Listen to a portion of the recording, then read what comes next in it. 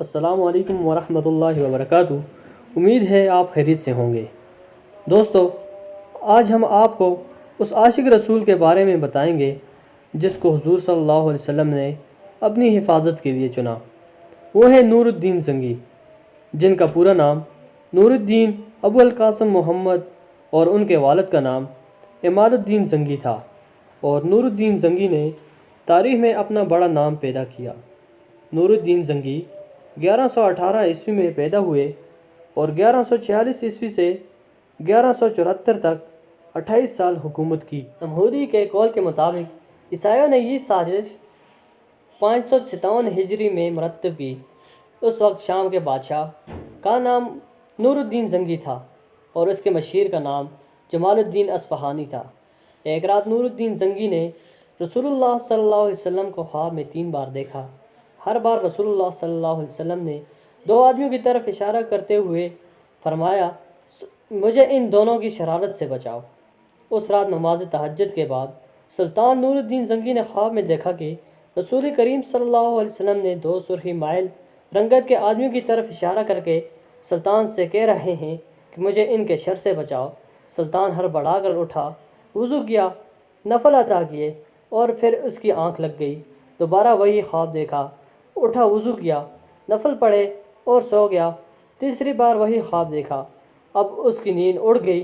اس نے رات کو ہی اپنے مشیر جمال الدین موصلی کو بلا کر پورا واقعہ سنایا۔ سلطان، یہ خواب 3 بار دیکھنے کے بعد آپ یہاں کیوں بیٹھے ہیں؟ اس کا اب کسی سے ذکر نہ کریں اور فوراً مدینے روانہ ہو جائیں۔ اگلے روز سلطان نے 20 مخصوص افراد بہت سے تحائف کے ساتھ مدینے کے لیے کوچ کیا اور 16ویں روز شام کے وقت وہاں پہنچ گیا۔ سلطان نے روضہ رسول صلی اللہ علیہ وسلم پر حاضری دی اور مسجد نبوی میں بیٹھ گیا۔ اعلان کیا کہ اہل مدینہ مسجد نبوی میں پہنچ جائیں، جہاں سلطان ان میں تحائف تقسیم کرے گا۔ لوگ آتے گئے اور سلطان آنے والے کو باری باری تحفہ دیتا رہا۔ اس دوران وہ ہر شخص کو غور سے دیکھتا رہا، لیکن وہ 2 چہرے نظر نہ آئے جو اسے ایک رات میں 3 بار خواب میں دکھائے گئے تھے۔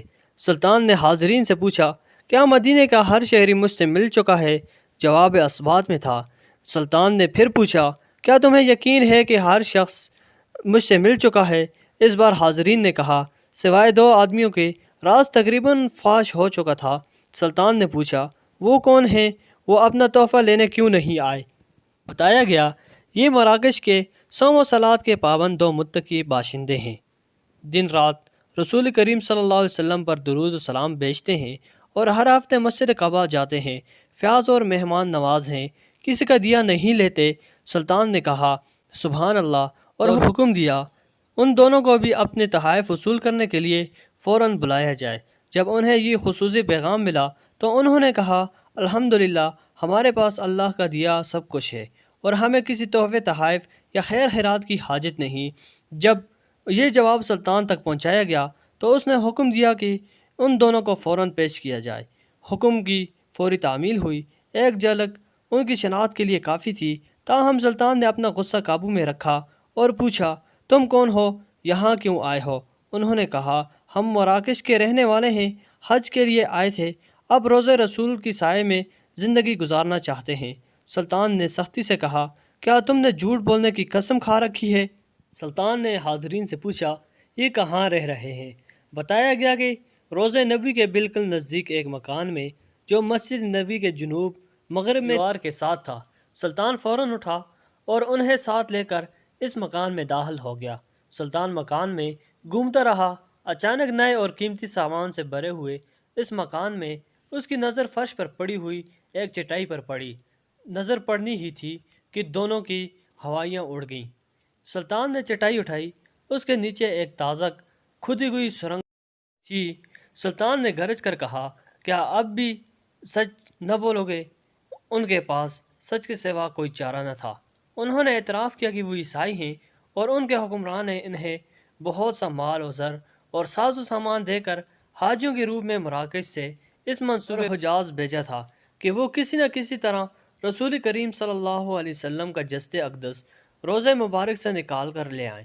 اس ناپاک منصوبے کی تکمیل کے لیے انہوں نے حج کا بہانہ کیا اور اس کے بعد روضہ رسول سے نزدیک ترین جو مکان کرائے پر مل سکتا تھا وہ لے کر اپنا مذموم کام شروع کر دیا۔ ہر رات وہ سرنگ کھودتے جس کا رخ روضہ مبارک کی طرف تھا، اور ہر صبح کھدی ہوئی مٹی چمڑے کے تھیلوں میں بھر کر جنت البقیع لے جاتے اور اسے قبروں پر بکھیر دیتے۔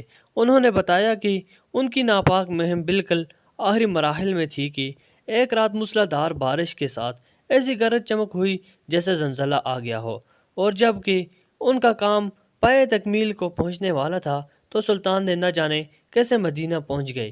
سلطان ان کی گفتگو سنتے جاتے اور روتے روتے اور ساتھ ہی فرماتے جاتے، میرے نصیب کی پوری دنیا میں اس خدمت کے لیے اس غلام کو چنا گیا۔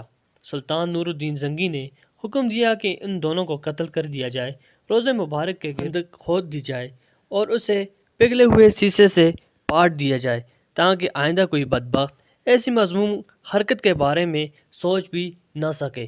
سلطان نے روضہ مبارک کے قریب ایک چبوترا بھی بنوایا تاکہ ان پر ان قبروں کی حفاظت کے لیے ہر وقت پاسباں رہیں۔